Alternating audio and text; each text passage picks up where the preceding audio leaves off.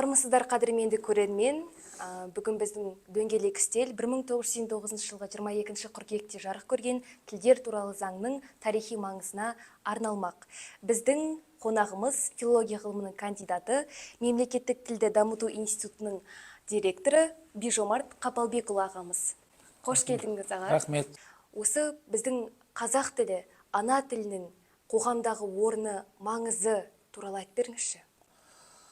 Енді 89 жыл ол әлі кеңес кезінің кезі. Кеңес әлі құламаған кез. Сол кезде 89 жылы қазақ тілі мемлекеттік тіл болып жарияланды. Содан бері міне 35 жыл өтті. Бірақ қазақ тілінің мемлекеттік тіл ретіндегі жұмсалымы халі әлі басқа посткеңістіктегі басқа мемлекеттердегідей емес. Біздің мысалы Балтық елдері, Кавказ елдері, Азиядағы елдердің мемлекеттік тілі өздерінің республикаларында жағдайы жақсы. Біздің қазақ тілі әлі сол өзінің мемлекеттік деңгейіне көтеріле алмай отыр. Бұл қазақ тілін 98 жылы жаңағы тілдер мерекесі деп белгіледі. Осы қыркүйек айында 22 қыркүйекті белгілеген болатын. Бірақ кейін Ахмет Байтұрсынұлы ұлт ұстазының туған күніне оны 5 қыркүйекке ауыстырды. Соны осы өткен айда, осы айда барлық жерде осы мереке аталып өтілді. Бірақ бұл жерде бір кілтипан бар. Қандай? Мысалы, мерекенің аты Қазақстан халқы тілдері күні деп аталады. Ол Қазақстан халқы тілдері күні деген Қазақстанда тұратын өзге ұлт өкілдерінің тілдері. Мысалы, ұйғырдың тілі, күрттің тілі, тағы басқа Қазақстанда қанша ұлт тұрады, ұлт өкілдері тұрады, солардың тілінің мерекесі сияқты болады. Оны апарып, ұлт ұстазы Ахмет Байтұрсынұлының туған күніне екеуін жабыстырып қойған. Ол болмайды. Өйткені Ахаң өзі бөлек, оның алдында Абайдың туған күні бар. Абайдың туған күнін жерлерде жеке өзін дара атап өтеді. Мысалы, осы Алматыда Абайдың туған күнінде мынау үлкен театрларда қойылымдар болды. Абайдың ескерткішіне гүл қоюдан басталды. Оған әкімнің сол жаңағы мемлекеттік мекемелерде қызмет ететін ресми бастықтар бәрі келіп қатысты. Ал енді бұлай қарасаң, Ахаң ол Абайдан да ауқымды, үлкен. Оны Кекілбаев айтады. Қазақ Кекілбаев деген жазушымыз болды ғой, сол Ахаңның 125 жылдығына баяндама жасағанда бұлай деген. Мынау қазақ тіліне қызмет еткен адам қазақтардың арасында жер жарылып су аққалы Ахаңға дейін де, Ахаңнан кейін де ондай адам туған емес дейді. Яғни, ол кісінің қазақ тіліне, қазақ руханиятына еңбек сіңірген еңбегі өте орасан. Сондай адамға жеке туған күнін жеке қалдырып, ал мынау Қазақстан халқы тілдері күні дегенді 1 мамыр бар ғой? Қазақстан халқының бірлігі күні деген. Сол жаққа қарай апарып тастау керек қой. Оны бәрін үш мерекені бірге. Екінші айтатыным, мысалы, мемлекеттік тіл, біздің қазақ тілі мемлекеттік тіл, ал өзге ұлт өкілдерінің тілі мен мемлекеттік тіл екеуі қатар емес. Екеуінің жұмсалу деңгейі, қоғамдағы статусы, заңдық деңгейі екі бөлек қой. Сондықтан олардың барлығы 3 мерекені, 3 датаны, атаулы датаны бір күнге Құдайдың 362 күні бар. Соған бөлек-бөлек қойғанның орнына соны біріктіріп қойғаны маған өте ұнамайды. Осыны біз газетке сұхбат бергенде осыны айттық. Негізгі ойымыз осы еді. Аға, сізге тағы бір сауалымыз бар. Тілдер туралы заңның тарихи маңызы қандай болды? Және де оның басты артықшылығы неде? Кемшілігін атап өтсеңіз. Енді 89-шы бұл заң жарияланды. Бірақ сол кезде кеңес үкіметінің кезі ғой, сол кезде бір үлкен тартыс болды. Ең алдымен ол заң екі тілде, біздің Қазақстанда 2 мемлекеттік тіл деп жарияланып кетті. Сол кезде Мұхтар Шаханов жас кезі шыдай алмай Нұрсұлтан Назарбаевтың қасына барып, бұл болмайды. бір елде бір-ақ мемлекеттік тіл болады, екі тіл жыланда ғана болады деп ол кезде айтылады, демократия бәрі бар. Сөйтіп Нұрсұлтан Назарбаев онда қайта дауысқа салайық деп қайта дауысқа салғанда алдында сөйлеген кезде сонда Әбіш Кекілбаев былай деп сөйледі: бүкіл осы Қазақстанға келген ұлт өкілдерінің барлығына өзі аш болса да жарты нанын бөліп беріп осыларды аман сақтап қалғанда осынша жылдан кейін өзінің мемлекеттік тілін сіздерден сұрап жалынып отырғаны қалай болар екен деді. Жаңағы Мұхтар Шаханов солай деп айтты. Сөйтіп қайтадан дауысқа салғанда ана сөздерден кейін жаңағы депутаттар қайтадан мемлекеттік тіл деп дауыс берді. Бірақ қасына бәрібір орыс тілі ресми тіл ретінде қолданылады деген сөзді жазып қойды. Сол қазір әлі алынған жоқ. Сол көп жерде кедергі жасап тұр. Мысалы, біздің Қазақстанда тұратын көшеге шықсаңыз, өзге ұлт өкілдері болсын, кейбір орыс тілді азаматтар айтады, біздің Қазақстанда екі мемлекеттік тіл, қазақ тілде, орыс тілді ұлтаралық тіл деген сияқты әлі сондай көзқараста. Яғни екінші нәрсе, қоғамға қызмет ететін дүкендер, мысалы жекеменшік дүкендерде, жекеменшік халыққа қызмет ететін орындарда, олар айтады, бұл менің жекеменшік дүкенім, ямаса жекеменшік нысаным, мен бұл осының ішінде қандай тілде сөйлесем де өзім білем дейді. Ал негізінен ол мемлекеттік тіл, мемлекеттік шекара, мемлекеттік қауіпсіздік сияқты сол Қазақстанның аумағында тұрған жекеменшік дүкен болғандықтан ол мемлекеттік тілде қызмет етуге міндетті. Осындай нәрселерді әлі түсіндірілмей жатыр. Бізде тіл саясаты, жалпы мемлекеттік тілді жүргізетін тіл саясаты. Тіл саясаты екі бағытта жүреді. Біреуі сол мемлекеттік тілдің өзін көтереді, екіншісі мемлекеттік тілге кедергі жасайтын сол аумақта. Сол басқа тілдерді, экспансия тілдерді тежейді. Ол мысалы Балтық жағалауында тежеп тастайды орыс тілін. Басқа Қапқазда, Өзбекстанда тежейді. Ал біз мынау геосаяси жағдаймен тежей алмай отырмыз. Сондықтан екі тілде қатар қызмет етіп жүр. Орыс тілі бұрыннан қызмет етіп қалғандықтан олар өзінің позициясын әлі мемлекеттік тілге бере алатын емес. Қанағат Жүкешев деген кісі айтады, сіздердің тілдеріңіз, сіздердің демейді, енді өзінің де тілі ғой. Қазақ тілі тек қана мынау 5 стиль бар ғой бізде. Сол 5 стильдің көркем әдебиет стилінде ғана қолданылады. Басқа ғылыми стилде, ресми стилде, публицистикалық стилде бар енді аздап. Сондай ғылыми стиль мен ресми стилде қолданылмай тұр. Әсіресе ғылыми стилде. Мысалы, барлық салалардың терминдері, тағы басқа нәрселері әлі өзге тілдің шылауында тұр. Оны Алаш арыстандары, жаңағы Байтұрсыновтар ең алғаш Алаш орданы құрған кезде ең бірінші мәселе осы тілді сақтау жағына көп қызмет етті. Барлығы терминологиямен айналысты, бірақ оларды 29 жыл ұстап алып кеткеннен кейін мынау орыс тілін тезірек білсек, коммунизмге тезірек жетеміз деп бізге қазақша термин жасауға, қазақша сөз тудыруға тыйым салып тастады. Орыс тілінің барлық әліпбилерін, барлық әріптерін енгізді де, біз орыс тілі қалай жазса терминді біз солай алдық. Қазір біздің әдеби тілімізде 30-40% орыс сөздері. Олардың бәрі вирус сияқты денемізде. Біз латынға жалпы әріп ауыстыруға сол үшін өтіп жатырмыз. Сол үшін талпынып жатырмыз. Сіздің Facebook бір жазбаңызда қазақ әліпбиінде 42 алфавитіміздің болуы қасірет деген екенсіз. Сол туралы айтып беріңізші. Негізінде бізде қанша әріп бар? Бізде 28 дыбыс бар. Әріп деген ол таңба, ол сурет. Ол сурет болғаннан кейін бірдеңенің суреті болу керек қой, бар нәрсенің суреті болу керек. Бізде бар нәрсе 28, сол 28-дің суреті болу керек, яғни бізде 28-ақ әріп болу керек. Алфавитіміз 28 таңбадан ғана тұруымыз керек. Ал біз орыстағы барлық әріпті, 33 әріпті алдық, одан кейін ода жоқ өзіміздің әріптерді қостық, жаңағы Г, Қ деген, сөйтіп 42 болып тұр. Ал болашақтағы әліпби ол 28-дің маңайында болады. Сонда ғана тіл түзеледі. Аға, енді бізде мынандай тенденция қалыптасып жатыр.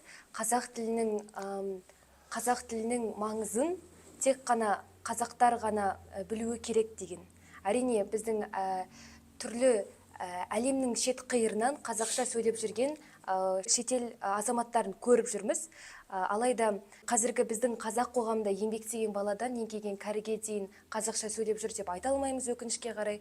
Ахмет Байтұрсынұлының тілі жоғалған ұлттың өзі жоғалады деген қанатты сөзінің мағынасын түсіндіріп бересіз бе? Біздің жастардың көбісі енді өкінішке қарай қазақша сөйлемейді. Оны айту керек. Қоғамдық орындарда, қоғамдық көліктерде тіпті қазақша сөйлеуге ұялатын жастар да бар. Осы жайында не айтасыз? Жалпы тіл деген категорияның өзінің 200-ге де анықтамасы бар. Бір анықтамасы ол тіл қатынас құралы. Екінші бұл бірінші анықтамасы. Ал 200-ші анықтамасы тіл ол ұлттың өзі, ішкі мазмұны.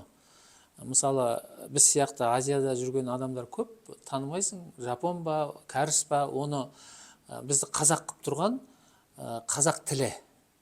Біз қазір Азиядағы елдер өзі ұлттық киімін емес, барлық европаша киінеді, бір-бір танымайды, оны қазақ екенін білдіретін өзінің тілі. Сондықтан ол тіл жоғалса, ұлт жоғалады. Ұлттың өзі сыртқы сипаты қалады, мазмұны жоғалады. Сол үшін Байтұрсынов тілі жоғалған жұрттың өзі де жоғалады деп айтады.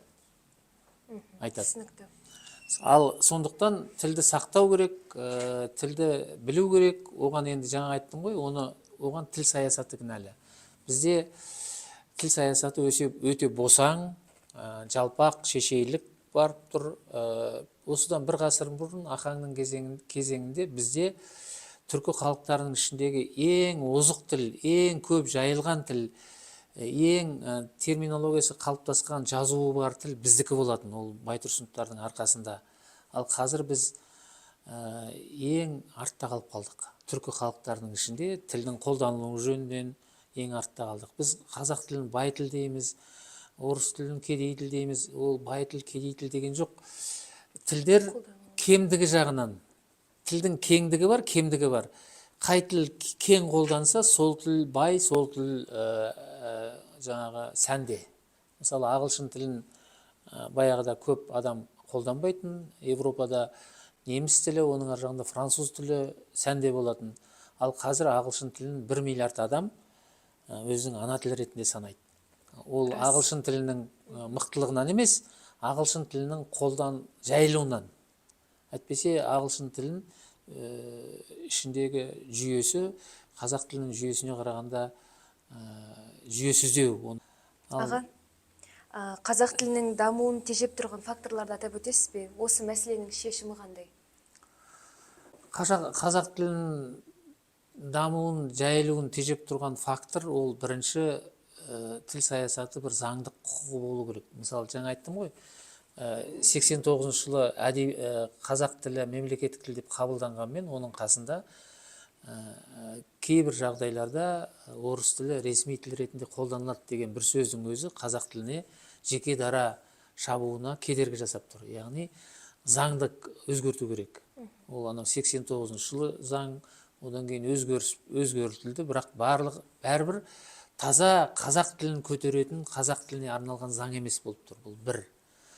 Екіншіден насихат керек. Насихатты оны тіл басқармалары, тіл комитеттері жүргізеді. Жаңағы мен айтқан, мен өзімді көнім, өзім қалай сөйлесем де солай сөйлеймін дегені, болмаса біздің Қазақстанда 2 тіл, мемлекеттік тіл дегеннің барлық азаматтарға насихат жетпей жатыр. Ол Қазақстанда мемлекеттік тіл біреу, сондықтан оны білуің керек. Біз сенің құқығыңды таптап отырған жоқпыз, үйіңе барып қазақ тілінде сөйле деп айтып отырған жоқпыз, бірақ қоғамдық орында, мемлекеттік тілдің жайылуы кезінде қоғамдық орында сен қандай жекеменшік нысанда болсаң да өзіңнің мемлекеттік тілді білуің керек, өйткені сен қоғамға қызмет ету орынысың ғой. Сондай нәрселердің бәрі насихат жетпей жатыр. Екіншісі, қаржы енді бар шығар, қаржы көп бөлінеді, бірақ соның тиімді жұмсалуы. Мысалы, қазақ тілін төрге шығару бойынша тіл басқармалары бар, мысалы өңірлерде 18 тіл басқармасы бар ма? жаңа Атырау облысы, Ақтөбе, Ақтау деген сияқты, Алматы қаласы, Шымкент қаласы деген сияқты әр жерде тіл басқармалары бар. Оларға қаржы бөлінеді. Сосын кейін республикада тіл комитеті деген бар, Шаяхметов атындағы тіл орталығы деген бар. Солардың барлығына бюджет бөлінеді. Бірақ олар сол бір осы бізді Қазақстанға қазақ тіліне не керек дегенді ақылдасып алып, барлығы бір нәрсені бітіріп тастап, келесі нәрсеге көшпей отыр. Мысалы, Атырау өзінің білгенімен жүреді. Ол ана Абайдың оқуларын өткізіп жатса, мына жақта Бөкеевтің оқуларын өткізіп жатады. Сондай бір шашыраңқылық бар, ортақ стратегиялық бір жоспар жоқ. Оған тіл комитеті кінәлі. Соның бәрін үйлестіріп отыратын тіл комитеті болу керек деп ойлаймын. Аға, рахмет аға. Келесі бір сауалымыз, мәселен көкөніс, шекара, қыркүйек деген сөздердің бірізді жазылуына бір ортақ бір өзіңіз айтып отырғандай мәміле жоқ. Оны бар ғой, тілге жауап беретін үкімет асырап отырған екі мекеме бар. Біреуі Ахмет Байтұрсынұлы атындағы тіл білім институты, екіншісі Шаяхметов атындағы республикалық орталық. Олар үкіметтің қарауында отырған, сол жерден бюджеттен ақша алып отырған мекеме.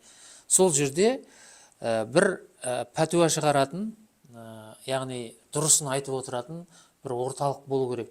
Ол орталық солардың ішінен ғана емес, осы Қазақстан бойынша жақсы мамандар сол жерде жиналып отыру керек та. Сосын кейін осы тілді қолдану барысында әртүрлі мәселелер тұрады. Қыркүйек па, мекен-жай бірге жазыла ма, бөлек жазыла ма? Ахмет Байтұрсынұлы дегенді Ақымет деп жазу керек пе, Ақымет деп жазу керек пе, Рахмет деп айтты. Сондай нәрселер көп. Енді тіл қолданыста болғаннан кейін сондай нәрселер туындайды. Оған әркім білгенін айтады. Бір блогер былай дейді, біреу былай дейді, бір тілші шығып былай дейді. Олай емес. Тілдің мен білем деген жоқ тілде.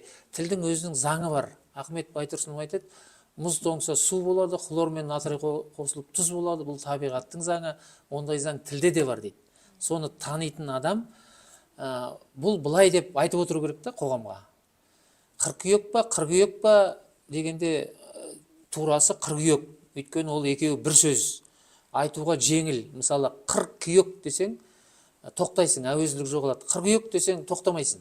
Бір сөзді береді. Яғни бір сөз болғаннан кейін оны солай, мысалы, дикторлар бәрі жазбаша оқығаннан кейін қыркүйек дейді.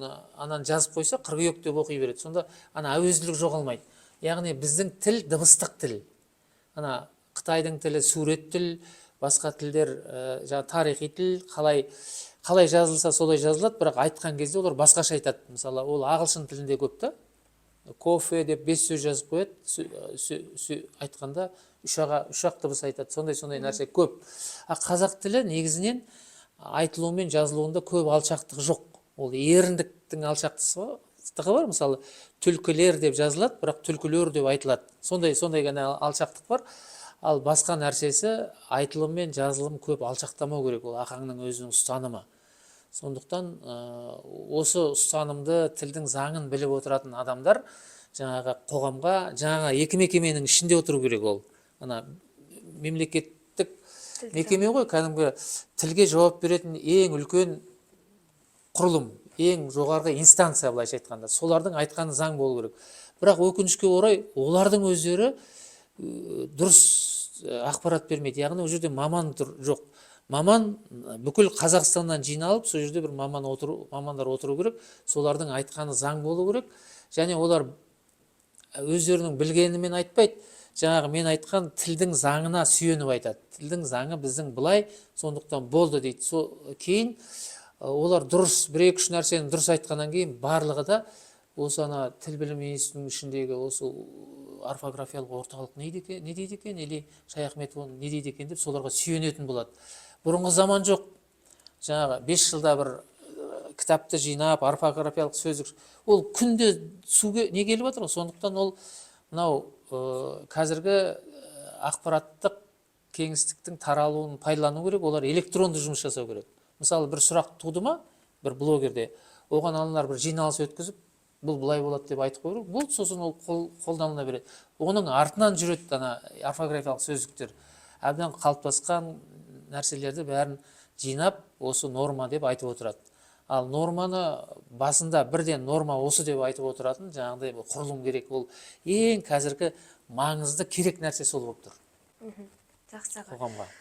Қымбатты көрермен, Бижомарт аға шақырған бірнеше журналистік баспасөз конференциясына барған болатынмын.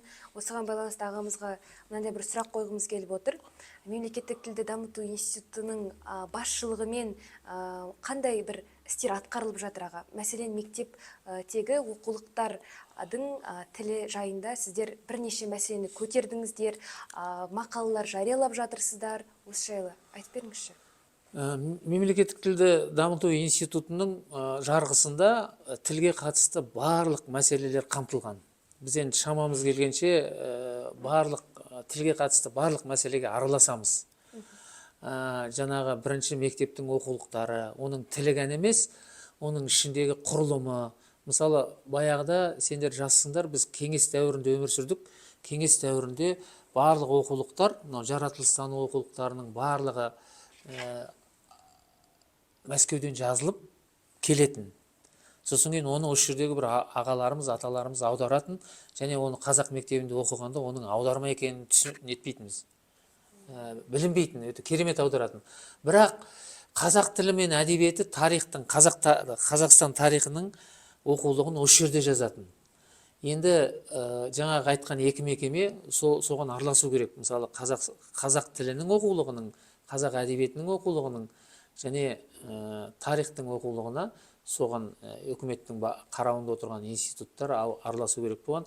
Бірақ бізге өкінішке орай 16 жылы жаңартылған бағдарлама кірді, сонымен бірге өзге жақта дайындалып келген оқулықтар да кіріп кетті. Соның кесірінен бізде оқулықтар, мектептің оқулықтары әлі жөнделмей жатыр. 16 жылы кірді жаңартылған бағдарлама. Оны бірнеше рет жөндеуге талпынып жатыр, әлі жөнделмей жатыр. Біз сол шаруамен айналысамыз, дұрысы мынау деп айтамыз. Сосын кейін жоғарғы оқу орындарындағы қазақ тілінің оқытылуы жөнінде айтамыз.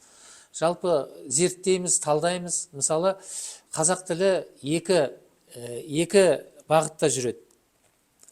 Біреуі академиялық білім беру үшін жүреді, біреуі коммуникативтік дағдыны қалыптастыру үшін жүреді. Мысалы, журналистика факультетіне коммуникативтік дағдыны қалыптастыратын пән жүру керек. Ол жерге зат есім, сын есім деп жүрмеу керек. Ол жерде 5 стильдің әртүрлі жанрында болашақ журналист маман қай жанрда не жазалады, жанрдың типі қандай, жанр деген не, бұл жанрды жазған кезде қандай тәсілдер қолданады деген нәрсені оқу керек.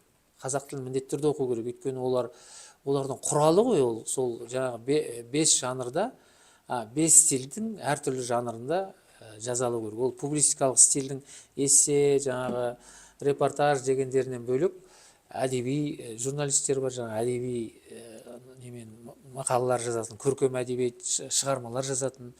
Сосын кейін қазір енді қоғамның әр саласына араласатын болғаннан кейін сіздер анау ғылыми салалар АЭС-ке зерттеп жіберіп, қарап жіберіп, жаңағы өзінің бір жанрына сал жіберіп, солай керемет қылып жазу болады. Оны маман ғана жазбайды, оны журналист өзі әдемі қылып мөлдіретіп жазса, ана деректердің барлығы неде тұр, ақпаратта тұр ғой енді. Ашық дерек көз ақпарат. Ақпараттан аласың, жүйелесең білім болады, талдасаң ғылым болады ол. Бижомарт аға, алдағы уақытта ұлттық ономастикаға байланысты шара өткізеткесіздер, осы туралы айтып берсеңіз. Ұлттық ономастикаға байланысты шараны ақпарат министрлігі өткізіп жатыр, ана Аида Балаеваның мекемесі. Солар біздің Алматыға келіп өткізіп жатыр екен, әгі көшпелі жиын ғой олардікі. Бұл жерде ең өзекті мәселе бізде анау Совет кеңес кезінен қалған бір саяси қадамдар әлі сақталып қалған. Мысалы, біздің кеңес кезінде Ленин совхозы деген нәрсе көп болатын, Калинин совхозы дегендер көп болатын.